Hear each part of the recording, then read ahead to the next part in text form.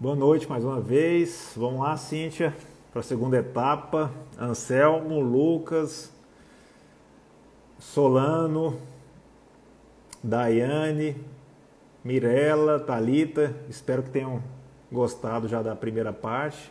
Noêmia já está a postos. Autorizar aqui. Já aceitei a solicitação. Boa noite, Bruno. Foi. Opa, agora foi. Tá me escutando Mais bem, né? rápido do que a primeira vez, Foi, né? foi. Eu acho que já está acostumado agora. E Noêmia, passando aqui, você tocou em alguns pontos sobre a participação feminina na magistratura. Diferente de outros ramos, né, da magistratura estadual, da magistratura federal, a gente vê um certo equilíbrio na magistratura do trabalho. Né? E eu acho que é, em determinados anos a gente tem mais juízas do que juízes, depois fica par a par. E essa participação feminina tem muitos estudos sobre isso, estudos sociológicos, antropológicos, e tem realmente um perfil de mulheres que ascendem a esse cargo, né? Mulheres que já têm uma educação particular desde cedo, mulheres que deixam a questão da maternidade em um segundo momento, né? Mas tem as exceções. E o que é engraçado, que eu não sei se chega a ser engraçado ou até trágico, porque a gente não nota a mesma participação feminina nas associações, né? Isso aí, tanto que quando você foi eleita, a última mulher que foi presidenta, né, da Anamatra foi há 20 anos atrás, né? E também a gente não nota isso nas outras instâncias, né? No segundo grau e inclusive no TST, porque a gente tem mais ministros do que ministras, né? É tanto que a proporção é um pouco desnivelada em relação ao quantitativo geral da carreira. Se você puder, eu gostaria de participar, porque você é um exemplo de sucesso e que congrega vários fatores. Você é mãe, né? Você me passou um relato aí da maternidade que você estudou juntamente ali com a cria da sua filha, né? Acho que foi a sua primeira filha. Além disso, você uniu outras perspectivas da sua carreira, como a área acadêmica e também a docência, né? Que é coisa muito difícil para a mulher. E o interessante também, que eu quero até estimular de você publicar um livro dessa tese de doutorado sua, que eu acho que é fantástico, porque a gente está passando também por um momento de retração nas publicações de livros. Né? Hoje, parece que não se tem publicado tanto quanto antigamente. E o teor das obras são mais relacionados a concurso público. E o que a gente nota, principalmente, é a ausência de participação feminina nessas obras. Pouco se vê mulheres, né, de renome, autoras, com livros que vendem bastante no mercado editorial. Se você puder passar essa percepção da participação da mulher, se hoje ela é aceitável, se passa por alguns desafios, se ela é vista como uma participação normal ou não. Você me repassou também essa questão lá do Tocantins. Não sei se você percebeu uma certa discriminação de gênero, né? Porque quando a gente lida com uma mulher num cargo de decisão, né, que nem a magistratura do trabalho, corriqueiramente você pode lidar com situações de discriminação, ou por uma parte ou pela outra, né? Ou pelo trabalhador ou pelo polo patronal. Se você puder compartilhar essa experiência e o que você acha desse atual cenário e dos desafios da participação da mulher, eu agradeço. Esse é um tema que para mim é apaixonante. Eu gosto muito de falar dele, porque no âmbito geral do Poder Judiciário, as mulheres, as magistradas, elas são apenas 37% do contingente da magistratura nacional. Esse percentual é pior na Justiça Federal e é um percentual melhor na Justiça do Trabalho. Nós já alcançamos em torno de 48% da magistratura trabalhista, é uma magistratura composta por mulheres, então é a magistratura mais feminina do país. Dito dessa maneira, parece que a gente está falando de uma trajetória ascendente, consistente, e que não haveria nenhuma dificuldade para a presença das mulheres na magistratura. Isso não é verdade. Porque, embora nós sejamos em torno de 48% da magistratura do trabalho, nós precisamos enxergar alguns números que revelam que essa não é uma permanência igualitária. Por várias circunstâncias. A nossa maioria está na base da magistratura e não na pirâmide. As magistradas, em sua maioria, se aposentam como magistradas ou substitutas ou titulares. Há dificuldade de ascensão das magistradas para os cargos de desembargadoras, para ministras do Tribunal Superior do Trabalho e assim sucessivamente. A maior parte dos juízes auxiliares, que são juízes que estão em espaços decisórios, espaços de poder, em sua maioria são homens. São poucas as juízas auxiliares. Até recentemente nós tínhamos tido muito pouca representação da magistratura feminina no Conselho Nacional de Justiça. Uma certa equalização veio apenas recentemente com a presença da conselheira Tânia Regsígel e da nossa colega Flávia Pessoa. As magistradas também, em algumas amatras do país, nunca foram presidentes das amatras. Em diversos âmbitos do movimento associativo, às magistradas é relegado o papel do estereótipo de gênero, ou seja, ou elas são secretárias gerais, ou elas são diretoras culturais, ou elas são diretoras sociais. Então, existiria o reduto que é próprio dos homens, diretoria de prerrogativa predominantemente masculina. A diretoria legislativa é predominantemente masculina. Então, isso é algo que acontece. Não bastasse tudo isso, as magistradas relatam muitas dificuldades na promoção, porque, como também elas vivem uma injusta divisão sexual das tarefas domésticas, elas têm dificuldade na promoção para o interior. Aqui no Distrito Federal, que comporta o DF e o Tocantins, a 10ª região, nós tivemos inúmeras magistradas aptas à promoção por merecimento ou antiguidade para serem titulares, mas como a titularidade começaria pelo estado do Tocantins, várias delas, pelas razões que nós já conhecemos, recusaram-se à promoção e permaneceram como magistradas substitutas. E isso mostra para a gente que há um caminho imenso a ser percorrido aqui. As próprias lives que estão na época da pandemia, a gente nota uma preponderância masculina. Por quê? Os homens têm mais a dizer, eles são mais professores, eles fizeram mais doutorado, eles publicaram mais livros, ou eles têm mais tempo?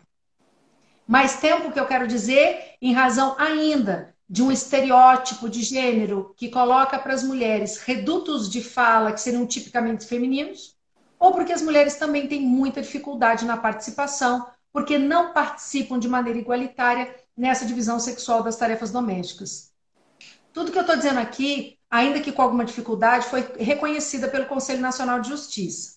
Então, na saída, no apagar das luzes, né, da gestão da ministra Carmen Lúcia, à frente do Conselho, e na chegada do ministro Dias Toffoli, foi editada aquela resolução número 255, que tenta promover a participação, o incremento da participação feminina dentro do Poder Judiciário. Mas nós estamos, assim, há anos-luz de uma discussão de gênero que seja uma discussão real.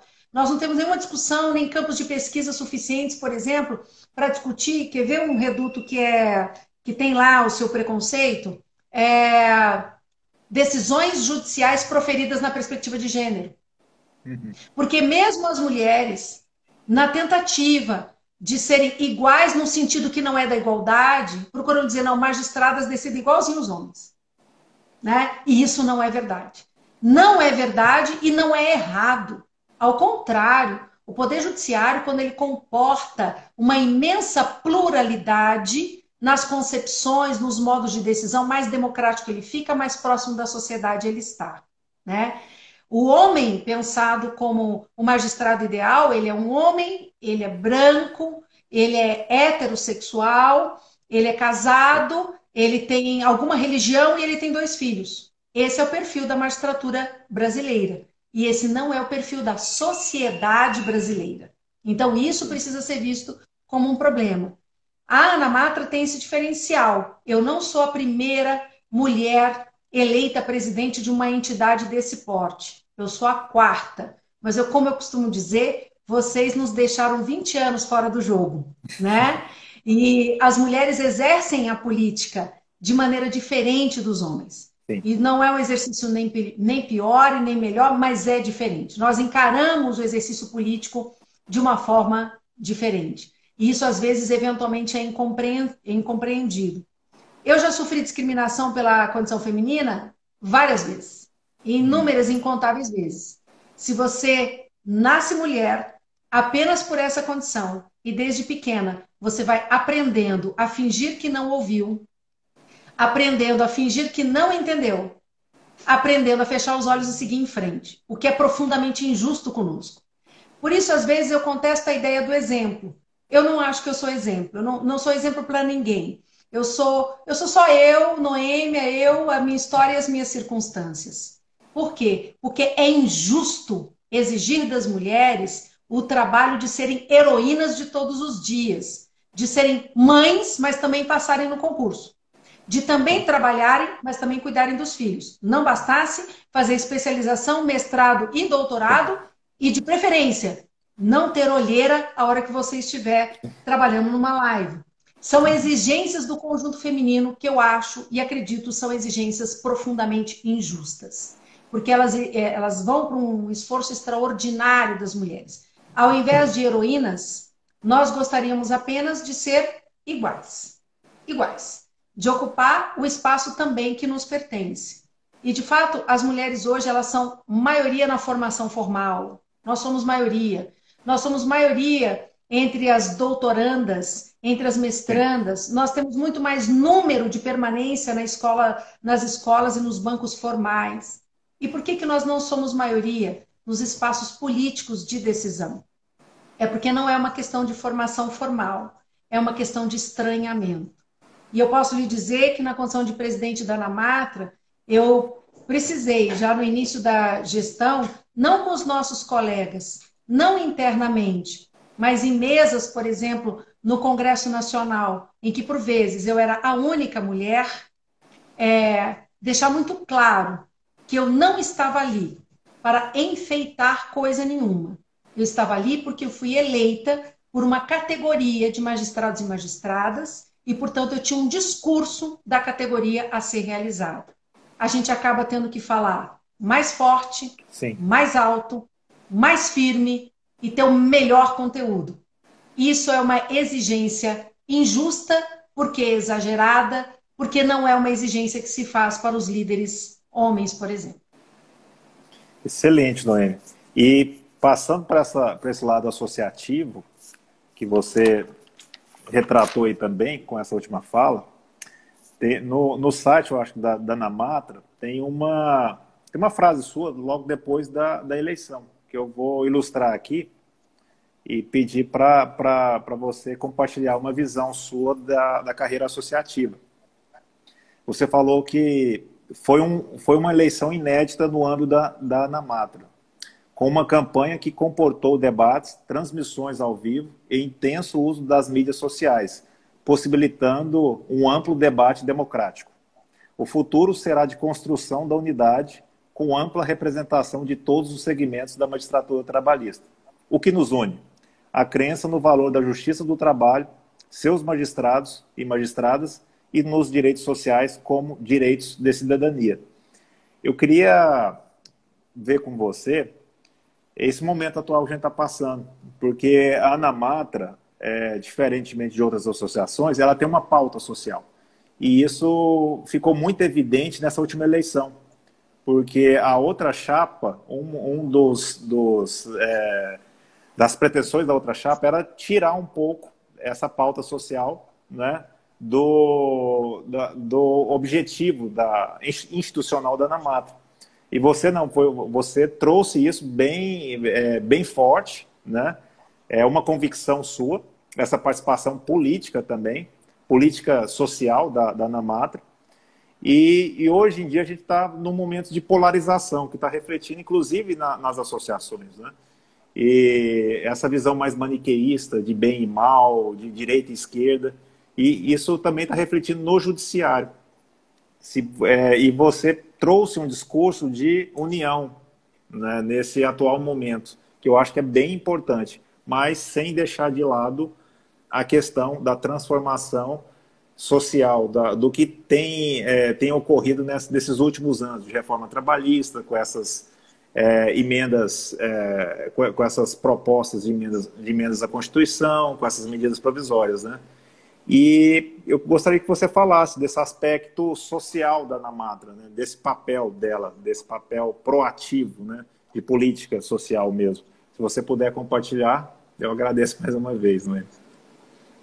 É uma excelente pergunta, Wagner, e ela não é uma pergunta fácil, uma pergunta difícil, né? E, de fato, na época da campanha, hoje não, hoje eu me vejo, e desde o primeiro dia, como presidente de todos e todas, né?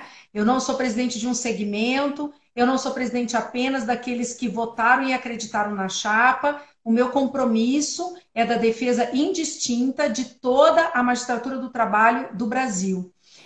Mas durante a eleição, essa discussão sobre a pauta social se tornou muito viva. E aí eu quero compartilhar uma coisa com você, já da época dos estudos do mestrado, sobre a questão da unicidade e pluralidade sindical. Você vai ver aonde eu quero chegar. Sim. Eu tenho falado e assim defendido que a crise da representatividade sindical no Brasil ela é anterior à Lei 13.467. Ela era antes uma crise de legitimidade, uma crise de representação. A base não reconhecia os sindicatos. Havia um problema de diálogo interno, né? Claro, depois veio a Lei 13.467, a reforma trabalhista, e isso se tornou uma crise, daí eu diria, muito mais crassa, muito mais as vísceras ficaram expostas. Eu acredito que o movimento sindical vai precisar se reinventar em algum momento.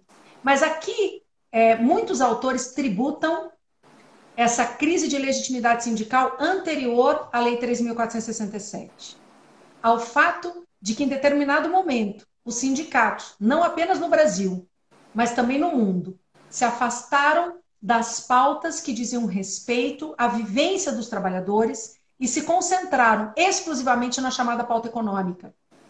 Então, para que serviu o sindicato? Para pedir um aumento salarial daqui a 2 anos. Ah, não, mas nós temos problemas ambientais trabalhistas, nós temos acidentes e adoecimento. O sindicato não tinha nada para dizer sobre isso. Ah, nós temos desigualdade de gênero no mercado de trabalho, mulheres trabalhadoras recebendo menos que homens. Sim, mas o sindicato não tinha exatamente uma pauta sobre isso, né? Ah, não, mas a gente tem um aumento da terceirização, e isso está fragmentando a categoria e tirando empregos da categoria efetiva. Sim, mas o sindicato não tinha exatamente uma pauta clara sobre isso.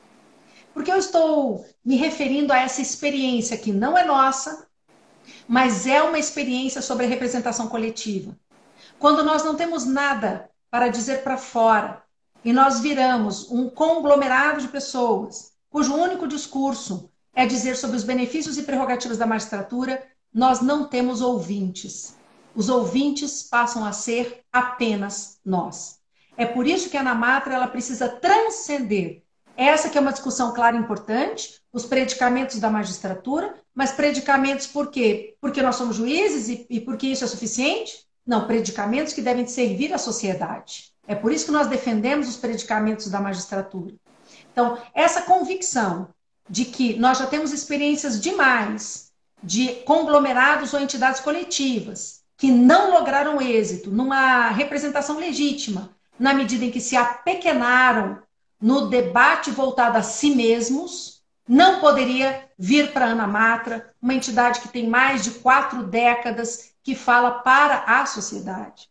Um outro aspecto é o que eu vejo recentemente no momento da pandemia. Da onde nós saímos? A gente sai de outubro do ano passado de um parlamentar que tinha um texto pela extinção da Justiça do Trabalho. A gente sai desse momento, né? Para qual momento? Hoje, em tempos de pandemia, não se fala em outra coisa, só se fala no direito do trabalho, na necessidade de trabalho, na centralidade do trabalho. Então, nós saímos de um momento em que a justiça social, a justiça do trabalho, que é uma justiça de garantia, estava sendo fraturada, exposta como desnecessária, para um momento de uma justiça que distribuiu mais de 240 milhões de reais para o combate da Covid-19. O que eu quero dizer com isso? Há uma grande oportunidade aqui. é a oportunidade de valorização da justiça do trabalho a partir do seu direito. Então, a gente não valoriza a justiça do trabalho porque ela é bacana, a gente valoriza a justiça do trabalho em razão do direito que ela opera. E nós não podemos nos envergonhar desse direito. Ele é um direito social, ele é um direito para os vulneráveis, ele é um direito para os mais pobres, ele é um direito que lida com desigualdade, né? Essa crença também nos proporcionou poder falar para fora. E recentemente isso ficou muito claro. Fazendo a medição das nossas mídias sociais, o nosso maior boom, isto é, quando a gente consegue falar para fora e ter uma interlocução, não é quando a Ana Matra vai dizer assim, veja bem a irredutibilidade dos subsídios da magistratura. Não é isso. É quando nós dissemos, nós somos contra o trabalho escravo. Nós somos essa entidade que é contra o trabalho escravo e, portanto, quando vai falar para o parlamentar, quando vai dialogar com as instituições, ela não é uma entidade apequenada apenas para discutir as questões trabalhistas. Nós temos as questões dos magistrados do trabalho, nós temos algo a contribuir com a sociedade. E isso volta para um terceiro aspecto. Qual é o papel da magistratura? Qual é o papel da magistratura? Numa situação como nós temos hoje, nós não temos nada a dizer para a sociedade. Se o juiz individualmente não pode falar, a sua organização política coletiva tem que falar, tem que participar do debate público. E não é verdade que apenas a magistratura do trabalho tem uma pauta social. Ao contrário, especialmente na Frentas, participando com os nossos colegas, que são os líderes nacionais da Justiça Federal e da Justiça Estadual, a MB e a JUF, percebo claramente que essas organizações políticas, elas não abrem mão de serem narradoras, de serem líderes das narrativas sobre o direito. Não abrem mão de estarem nos espaços centrais de discussão dos seus temas. Violência doméstica, juízes de garantia, proteção à infância e à juventude. Enfim, eles não abrem mão de discutir o campo do direito que eles operam. Eles são grandes líderes e interlocutores das suas áreas. Nós seríamos os únicos sem liderança e interlocução na nossa área? E, claro, nós temos uma sociedade hoje profundamente polarizada, que se fala entre direita e esquerda. Eu nunca sei bem o que está sendo considerado esquerda, nem muito bem o que está sendo considerado direita, mas qual é o papel da Ana Matra? Independentemente dessas polarizações, se concentrar nos temas. Nos temas. Então, qual é o tema que a gente vai discutir ou defender?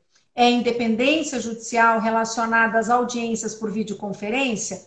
Esse é um tema. Então, esse nós defenderemos. Qual é o tema? O direito à remoção dos magistrados, observado um critério principiológico de antiguidade? Esse é o tema. Nós vamos defender. Qual é o tema? A possibilidade de que a negociação coletiva seja deixada de lado, escanteada nas medidas provisórias? É esse o tema. E nós vamos debater. Por quê? Porque a presença das entidades coletivas tem uma capacidade de evitar o excesso de judicialização no judiciário, né? Nós somos atores do diálogo social junto com as entidades coletivas. Então, para tentar não desconsiderar a polarização, mas não fazer dela uma importância que ela pode não ter, nós nos concentramos no tema que nós temos que atuar. E esse tema agrada muito mais o que nós poderíamos chamar de conservadores? Isso é irrelevante. Nós estamos concentrados no tema. Ah, não, esse tema agrada mais os chamados progressistas, seja lá o que isso seja, é irrelevante. Nós queremos nos concentrar no tema de atuação política. E nada disso é improviso. Nós já temos 43 anos de Ana Matra. Eu sou apenas uma presidente entre 2019 e 2021. O que é a Ana Matra são seus associados e associadas. É esse coletivo que faz a Ana Matra. Eu sou apenas a presidente em 2 anos. Então, você viu que eu falo meio apaixonada sobre esse assunto? Não, né? é excelente, excelente. Meio com essa crença, porque dá orgulho de ver, às vezes, a contribuição que nós, juízes do trabalho, nós, Ana Matra, temos em debates centrais para a nação brasileira. Sim. Foi o que aconteceu ontem na medida provisória 936. Sim. O relator, o senador relator, ele acolheu duas emendas que dizem respeito à área do trabalho, inclusive a questão dos juros e correção. Essas emendas foram apresentadas pela senadora Leila, do Distrito Federal. E veja, eu estou lhe falando dos senadores, eu não me lembro bem o partido de cada qual. Mas o senador relator, Vanderlan, que é de Goiás, acolheu duas emendas parlamentares da senadora Leila, do Distrito Federal. E o que a ANAMATRA tem a ver com isso? Nós contribuímos na redação dessas emendas. A senadora procurou a ANAMATRA, reconhecendo que seria uma entidade que tem, digamos, o conhecimento técnico sobre o mundo do trabalho, perguntou nossa opinião, solicitou a redação das emendas, nós entregamos, a assessoria dela concordou, ela apresentou, o relator incorporou. Então, nós temos um pedaço aqui. Isto é, a ANAMATRA e a Magistratura do Trabalho, com todo o conhecimento que tem contribuído para debates centrais hoje no país. Aonde estava a ANAMATRA quando hoje os poderes constituídos falam da necessidade de renda mínima para os informais? A ANAMATRA foi a primeira entidade a denunciar isso no início de março desse ano, antes mesmo das medidas provisórias. Mas a gente não quer nem a placa, a ANAMATRA não quer nem a placa e nem o reconhecimento. Eu acho que o importante é o resultado. O fato é que nós contribuímos para visibilizar uma quantidade imensa de trabalhadores informais que não estavam sendo considerados nas políticas públicas executivas e legislativas. Hoje, bem ou mal, bacana ou não, eles estão sendo considerados e nós contribuímos com isso para a sociedade. Então, isso não é pouca coisa. Eu acho que a chamada pauta social é a pauta que mantém viva e legítima a pauta de prerrogativas. Que legal.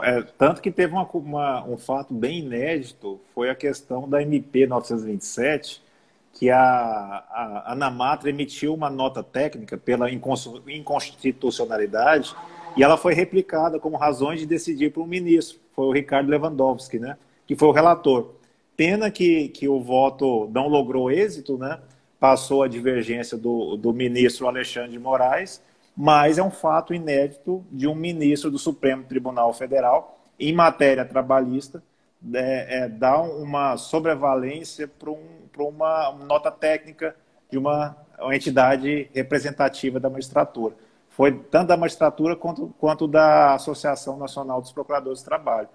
Então, esses detalhes, essas intervenções evidenciam esse aspecto importante dessa pauta social. E eu te confesso que, num primeiro momento, eu ficava me questionando até onde vai essa pauta social, digamos assim, o interesse da magistratura nisso, né? Mas, de um tempo para cá, principalmente depois que eu fui para a academia que eu fiz o mestrado, vendo esse aspecto mais crítico da gente debater essas questões sociais, né, que a magistratura deixa a gente bastante isolados, né, com nossas convicções, nossos sentimentos, né, o que a gente entende como correto. Mas a partir do momento que você está debatendo, está se expondo, isso te traz uma segurança de que você tem um papel de transformação social. E é isso que a pauta social da ANAMATRA repassa. Eu acho que é de extrema importância hoje, e hoje eu sou bem convicto e opino a favor dessa pauta. E parabéns, viu, Noêmia? É um relato bem sincero e bem apaixonante. Dá para ver no seu semblante essa paixão que você tem pelo lado associativo. E você deve ter lidado com críticas a respeito dessa pauta social no sentido de imparcialidade. Será que uma associação representativa de juízes que deveriam ser imparciais, defendendo um aspecto social, principalmente de trabalhadores, de partes mais hipossuficientes, não estaria, de alguma forma, tirando essa imparcialidade que deveria se pautar as decisões? O que você tem a nos falar sobre isso? Essa crítica, acho que aqui a gente precisa... Sim. Acho que a gente precisa distinguir muito claramente qual é o papel da entidade associativa e qual é o papel do magistrado no âmbito da jurisdição. Sim. A independência do magistrado, que aliás nós defendemos como uma das nossas maiores bandeiras, a independência judicial acontece como um poder, uma prerrogativa, um predicamento para o magistrado analisando cada caso concreto, a narrativa das partes e as provas produzidas para pronunciar a justiça de maneira fundamentada, mas também de acordo com a consciência que ele consegue formar a partir do caso. Essa independência judicial. Nada disso tem a ver com a fala política macro da associação. Nós dialogamos em tese os debates jurídicos. Por exemplo, no caso da própria MP 927 que você referiu, nós fomos decisivos num determinado momento também, não só no voto do ministro Ricardo Lewandowski, mas num momento. Na primeira versão da medida provisória número 927, ela continha um layoff total.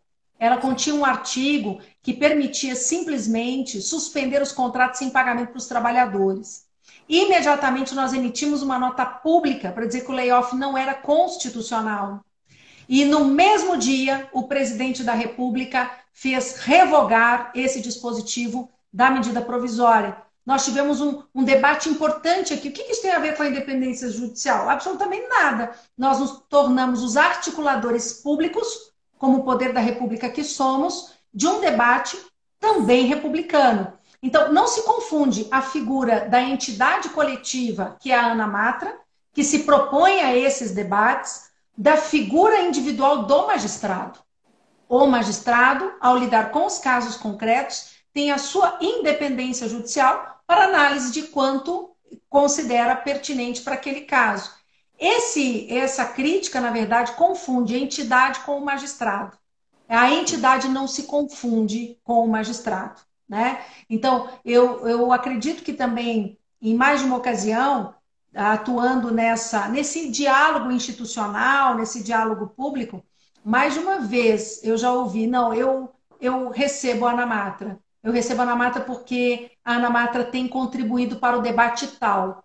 Não, eu recebo a Ana Matra. A Ana Matra tem contribuído para X coisa. Significa, ela não é vista, a Ana Matra, a entidade, o nosso coletivo, ela não é vista como um coletivo que é um exercício de egoísmo.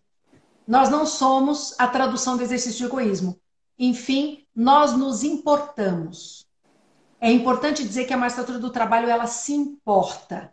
E se importar republicanamente nos dá os espaços e a visibilidade suficiente para esse diálogo interinstitucional. Nós não falamos só para dentro, nós também falamos para fora. Vencemos e perdemos nessa fala para fora, mas nós somos interlocutores para fora. E isso vem de uma pauta que não é exclusiva para falar, olha, a condição de trabalho do juiz, a remuneração do juiz, a situação do juiz. Não, sim, a situação do juiz, porque ele o garante necessário dos direitos de cidadania. É ele, o magistrado é o garante. Sem ele, não há justiça. E ele com seus predicamentos que foram constitucionalmente estabelecidos. Né? Então, assim, não é um momento fácil, eu reconheço, Wagson, e essa polarização entre pauta social e pauta corporativa, a gente costuma dizer que ele é um falso debate. Sim. É porque sem o direito que a gente opera, nós não somos nada. Nós sequer somos necessários. Nós não somos legítimos na nossa atuação.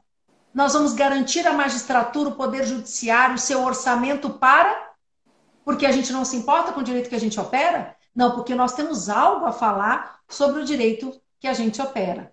Né? Então, é um falso problema a pauta social com a pauta corporativa. É porque uma depende necessariamente da outra.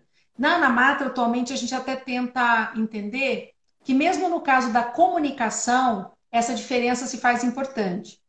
Por exemplo, uma coisa são os elementos de comunicação externa, a outra coisa são os elementos de comunicação interna. Antes, alguns anos atrás, essa clareza talvez não estivesse presente na experiência da Ana Matra. Hoje a gente já tem essa experiência. No Instagram dessa semana da Ana Matra, a gente fica monitorando as interações positivas. Os magistrados falam tanto da necessidade de melhorar nossa imagem externa, nossa imagem perante a sociedade, nossa imagem perante a comunidade, não é? Sim. Analisando o Instagram da Ana Mata dessa semana, a nossa maior interação positiva vai para mais de 2.000 interações positivas. As nossas campeãs de interação positiva são 3 matérias. Uma, da Folha de São Paulo, discutindo a desigualdade de gênero no mercado de trabalho em tempos de pandemia. O outro, a nossa nota pública em defesa da democracia, do Estado Democrático de Direito, do Poder Judiciário, dos ministros do Supremo Tribunal Federal. E o outro, nosso seminário para discutir trabalho escravo. É isso que constrói a nossa imagem externa. Agora, foi, muitas aspas nisso, apenas, muitas aspas, isso que fizemos nas últimas semanas? Evidentemente que não. A pauta da Ana Matra esteve ocupada com uma carga pesada, uma carga forte, que são as questões das remoções, é a questão do orçamento no âmbito da Justiça do Trabalho, são os projetos de lei que tentam fazer a redução de subsídios no serviço público, é o problema das audiências por videoconferência e a independência da magistratura que precisa ser resguardada nesse momento. Eu estou falando muito rapidamente de uma pauta que nos ocupou muito, mas não é essa a pauta que faz a interface entre a magistratura e a sociedade. A pauta que faz essa interface é a desigualdade de gênero, o combate, e que são pautas muito sinceras, Ana Mata, no sentido que nós temos experiência nessa pauta. Mas em tempo nenhum é um pouco aquela ideia do é tudo ao mesmo tempo agora. Tem que ser a habilidade do líder associativo para lidar ao mesmo tempo com a pauta interna, com o mesmo engajamento com que ele trata a chamada pauta externa. Ambas estão conectadas e ambas exigem a atuação da liderança associativa. E, Noêmia, te provocando um pouco, eu tenho um questionamento aqui, mas você fica à vontade de responder. Principalmente em relação ao corte orçamentário da emenda constitucional da 95, que impôs umas restrições. Eu acho que na administração pública geral, né? E que afetou substancialmente os trabalhos da Justiça do Trabalho. Tanto que a gente não está tendo uma reposição de forma imediata dos claros que vem ocorrendo, tanto da magistratura quanto dos servidores públicos. E o pessoal fica um pouquinho... o pessoal que estuda para a área trabalhista fica nesse cenário incerto, se destina esforço para essa carreira ou não, se tenta migrar de área.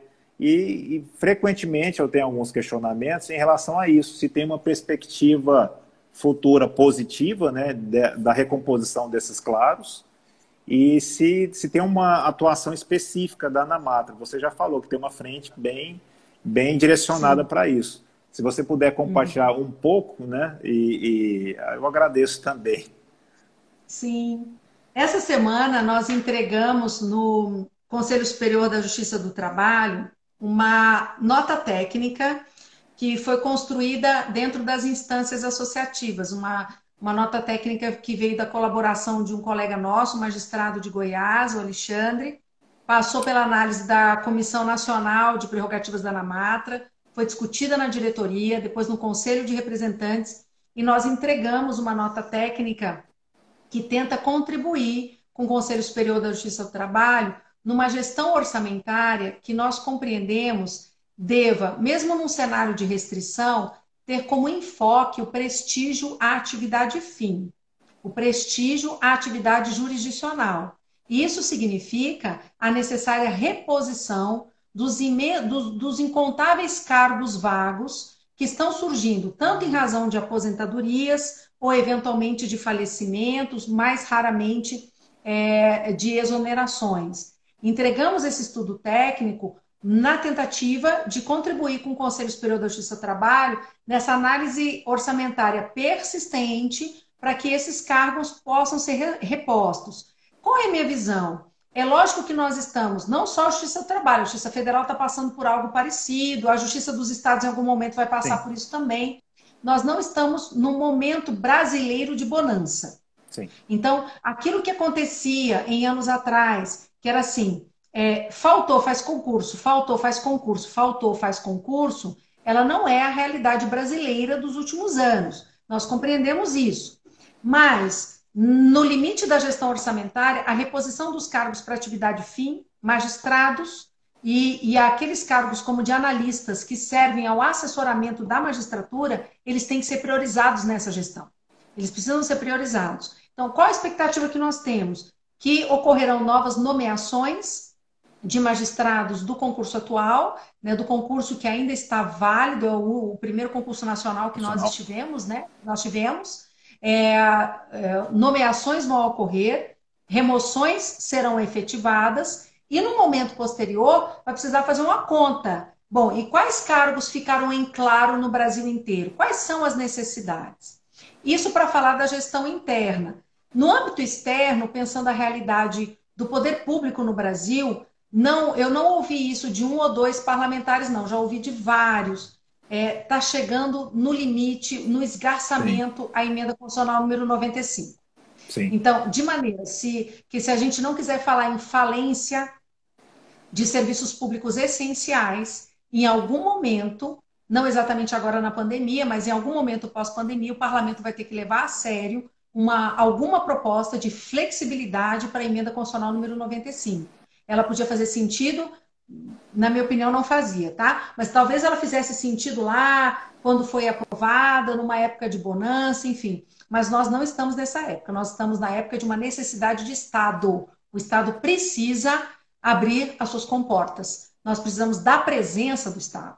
De maneira que nós estamos, nós que eu quero dizer, nós, poder público no geral, né? Nós estamos no limite do que conseguimos aguentar em cima da política da emenda 95. Então, não vai ser um debate que vai tardar muito a questão da própria flexibilidade do teto de gastos públicos. Isso não significa gastar loucamente, mas significa que algum aporte é necessário para a manutenção dos serviços públicos considerados fundamentais e essenciais. Então, não tem nada de permutar de área, não. Não.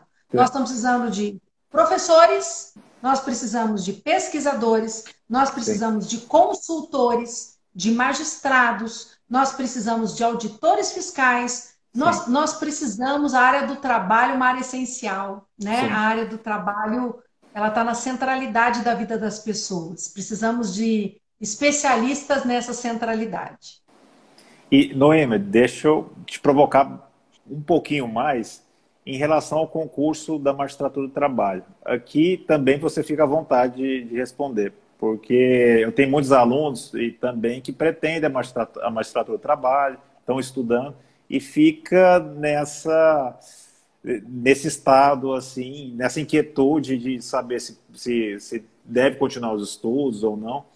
E o concurso nacional, a gente teve uma mudança nesse cenário lá no CSJT, passando de obrigatório para facultativo. E o que dá a entender uma volta dos concursos regionais. O que você acha nesse cenário? É viável voltar a concurso regional? Tem essa possibilidade ou não? Ou daqui para frente seria só concursos nacionais? Você pode contribuir com a gente? A percepção que eu tenho desse debate nós tivemos uma primeira experiência de concurso nacional, os aprovados mostram que foi pelo menos na ponta final, uma experiência exitosa, acho que conseguimos aprovar magistrados extremamente valorosos, mas o conjunto da ópera envolveu um desgaste de energia, um desgaste orçamentário, um desgaste de pessoas, um desgaste de tempo, que talvez recomende que a experiência nacional pode não prevalecer. E permanece a dúvida, e é uma dúvida legítima, sobre se uma carreira regionalizada comporta um concurso nacional. Esse debate não está encerrado. Então, essa dúvida que permanece, ela é indicativa de que é possível o retorno dos concursos regionais. É indicativo. eu apostaria hoje, acompanhando desde o começo, quando houve início do concurso nacional, depois o cadastro nacional de remoções, o momento de agora que quando finalizar a validade desse concurso nacional e quando no futuro sobrevierem vagas que necessitam ser providas, é muito provável, pode não acontecer, mas a probabilidade é do retorno à lógica dos concursos regionais, porque a nossa carreira permanece Sim, regionalizada. Ainda que com o movimento de remoções, a nossa sim, carreira é regionalizada, a nossa atuação é regionalizada, existem os tribunais regionais do trabalho, sua autonomia, etc. Então, é incomparável com a realidade do que é a carreira, por exemplo, do Ministério Público do Trabalho.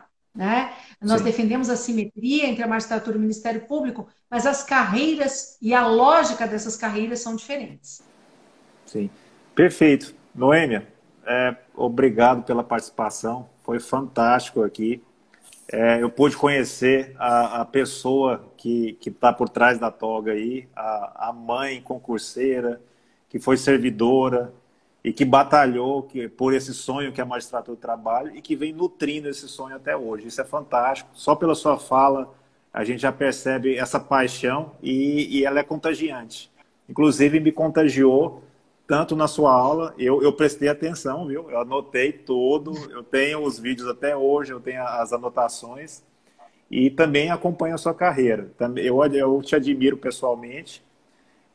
Você está à frente de uma associação, sim, que tem que ter essa representatividade social e meus parabéns, viu? E como mensagem final, eu gostaria que você pudesse deixar uma palavra aí de apoio para quem pretende a carreira da magistratura do trabalho, para quem nutre esse sonho também da judicatura do trabalhista, né? Porque realmente a gente está passando por um período de entre-safra que eu acho que o diferencial nesse momento é se persiste o sonho ainda por essa carreira. Apesar de não termos uma perspectiva imediata de concurso, de realização, vai ficar nessa dinâmica de estudos para magistratura trabalhista só quem é apaixonado pelo direito e processo do trabalho. E eu acho que a gente precisa disso e muito nos quadros de juízo do trabalho. Esse vigor e essa paixão, esse amor pelo que faz. E você é uma dessas pessoas, e não é à toa que a live aqui chama magistratura e vocação. Você é uma pessoa vocacionada. Se puder passar-nos essa palavra de incentivo, de motivação para esses pretensos candidatos, eu te agradeceria mais uma vez, viu? Eu que agradeço a oportunidade, eu gostei muito desse diálogo. Eu posso te dizer que desses eventos todos, né, no âmbito da Namatra, nenhum foi como esse, né? Esse alternou a perspectiva pessoal subjetiva, Sim, da perspectiva externa objetiva, que é o da liderança associativa. E que eu posso te dizer bom, por que ser magistrado ou magistrada do trabalho? Porque nós fazemos diferença. Nós fazemos imediatamente diferença na vida das pessoas. A Ana Matra fez alguns estudos sobre a saúde ocupacional dos magistrados e magistradas. Sempre que eu vejo esses estudos que já tem na Ana Matra, eu percebo claramente que, às vezes, quais são os reclamos do magistrado e magistrada? O excesso de trabalho, às vezes a falta de reconhecimento, a política remuneratória que não avança, às vezes o local de trabalho, a distância da família, mas quando você pergunta, e o que te satisfaz? É quase uma unanimidade dizer assim, eu faço um trabalho relevante. Então, ter uma vida relevante, fazer um trabalho relevante, talvez nessa nossa trajetória de vivência seja o melhor. E a magistratura do trabalho, ela impacta a vida das pessoas imediatamente. Alguém pode dizer, é exagerado, tá? Mas e a magistratura estadual e a federal são sempre muito importantes, tem seus vieses, são relevantíssimas, mas a gente fala diretamente, nosso direito é vivo, a gente faz muita audiência, a gente participa da vida das pessoas. Então, ter um trabalho relevante, numa carreira relevante, que faz diferença na vida das pessoas, se não por outros todos motivos, acho que deve manter vivo e ativo esse sonho. E uma última palavra, já que a gente começou com o caráter subjetivo e sim, pessoal, Eu já me perdi. Março de 98, nós estamos em 2020. Sim. Já é um bocado de tempo dentro da magistratura do trabalho, e especialmente para as mulheres que nos assistem, eu quero dizer que absolutamente tudo isso é possível, sem nos cobrar nenhum heroísmo. E eu disse que quando fiz o primeiro concurso, eu estava amamentando a minha primeira filha, Ana Paula, que hoje tem 27 anos. De lá para cá, eu tive mais 3 filhos, eu tenho 4 filhos, eu tenho um sobrinho que também mora comigo. O que significa é que a profissão é importante, a dedicação à profissão é relevante, estudar é sensacional, produzir e escrever é muito bacana, e tudo isso é possível também construindo no nosso entorno os ambientes de afeto e de solidariedade. Eu acho que a profissão não é o isolamento. A profissão é uma das partes muito importantes que a gente desenvolve da nossa personalidade. E todo o resto também importa muito. É isso. Muito obrigado mais uma vez, viu? Eu estou à disposição também para o que deve vir aí para a Namatra e para você também. E queria dizer que essa live vai ficar salvada no meu perfil do Instagram. Para quem não conhece, é Wagson Filho. Eu até costumo falar que uma vez que aprende o nome, nunca mais esquece. Tá lá e também vai estar no meu blog, é www.magistradotrabalhista.com.br.